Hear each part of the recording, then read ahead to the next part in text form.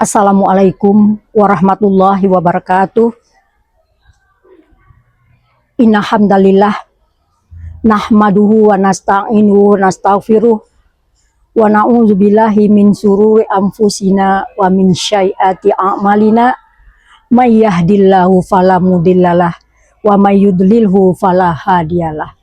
Asyhadu an la ilaha illallah wahdahu la syarikalah wa asyhadu anna Muhammadan abduhu wa rasuluh la nabiyya ba'da amma ba'du.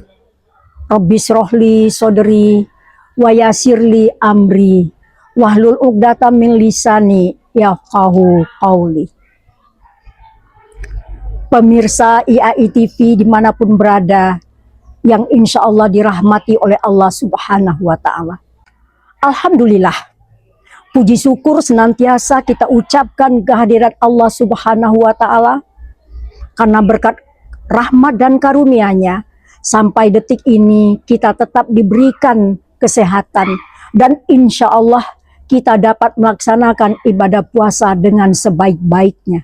Selawat beriring salam, mari pula kita mohonkan kepada Allah Subhanahu wa Ta'ala, semoga senantiasa tercurahkan kepada junjungan kita Nabi Muhammad Sallallahu Alaihi Wasallam, juga untuk keluarga beliau, untuk para sahabat beliau, dan untuk orang-orang yang meneruskan beliau, khususnya buat kita umatnya, yang insya Allah tetap istiqomah dengan ajaran yang beliau bawa sampai akhir hayat kita kelak. Hadirin pemirsa IAI TV dimanapun berada, pada kultum kali ini saya akan sedikit menyampaikan tentang niat dan keikhlasan dalam beribadah.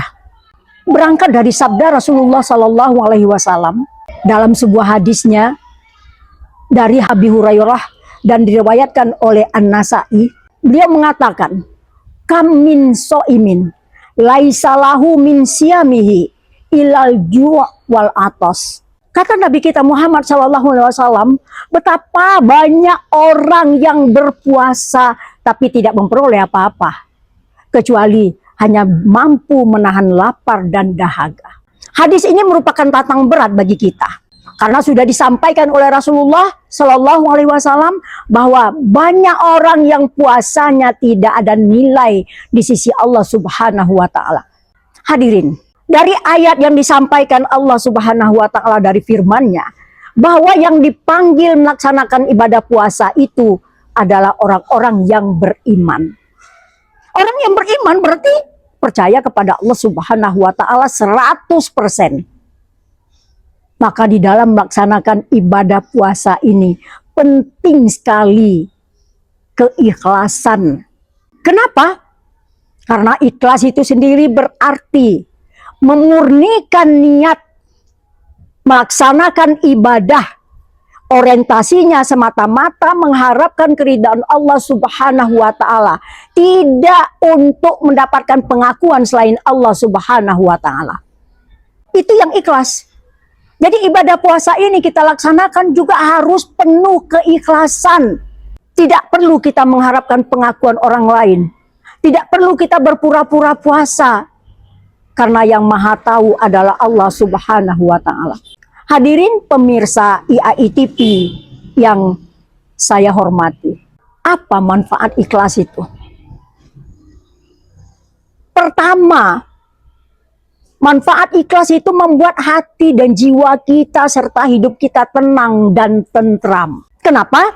Karena kita melaksanakan ibadah puasa semata-mata kita mengharapkan keridhaan Allah Subhanahu wa Ta'ala sebagai wujud dari keikhlasan kita, maka kita tidak pernah kecewa dalam hidup ini. Walaupun ibadah lain yang kita laksanakan, tidak pernah kecewa karena kita tidak mengharap pengakuan orang lain atas ibadah yang kita lakukan. Itu manfaat yang pertama.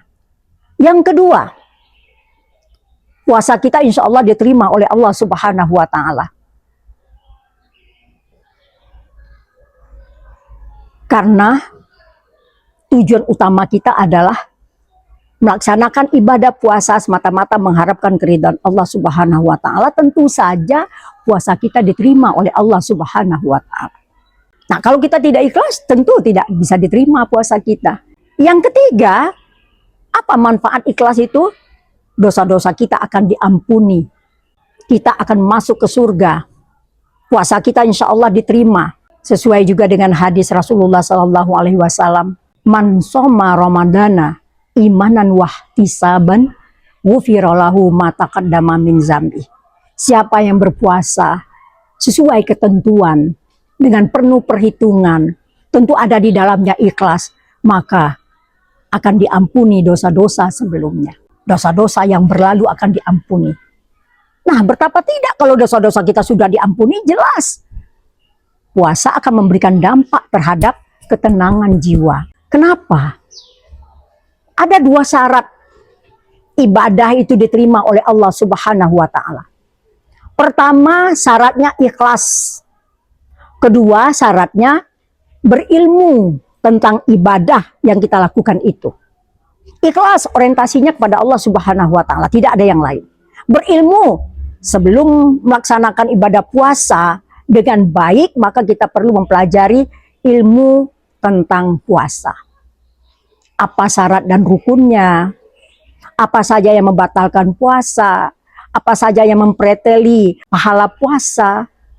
Bagaimana kalau kita muntah di siang hari, disengaja atau tidak disengaja? Bagaimana hukumnya terhadap pelaksanaan ibadah puasa?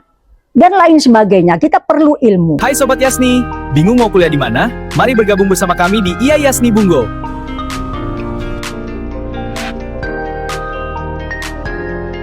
Pilih jalurmu. Ada Fakultas Tarbiyah dengan Prodi PIAUD, PGMI, PAI, dan Tadris IPA. Suka dunia bisnis? Gabung di Fakultas Ekonomi dan Bisnis Islam, Prodi Ekonomi Syariah, dan Perbankan Syariah. Atau mau asah bakat bicaramu? Gabung di Fakultas Dakwah dan Komunikasi Islam, ada Prodi Komunikasi dan Penyiaran Islam. Selesai S1 ingin lanjut? Iya, mau lanjut S2 PAI. Di IA Yasni sudah tersedia program Magister S2 PAI. Tunggu apa lagi? Jadi bagian dari kami sekarang juga. IA Yasni Bungo, Kampus unggul berkarakter Islami. Hadirin, yang terakhir adalah bagaimana caranya supaya kita ikhlas? Supaya kita ikhlas, caranya yang paling penting adalah kosongkan pikiran kita tatkala kita beribadah. Kosongkan pikiran kita dari apa? Dari orientasi selain Allah Subhanahu wa Ta'ala.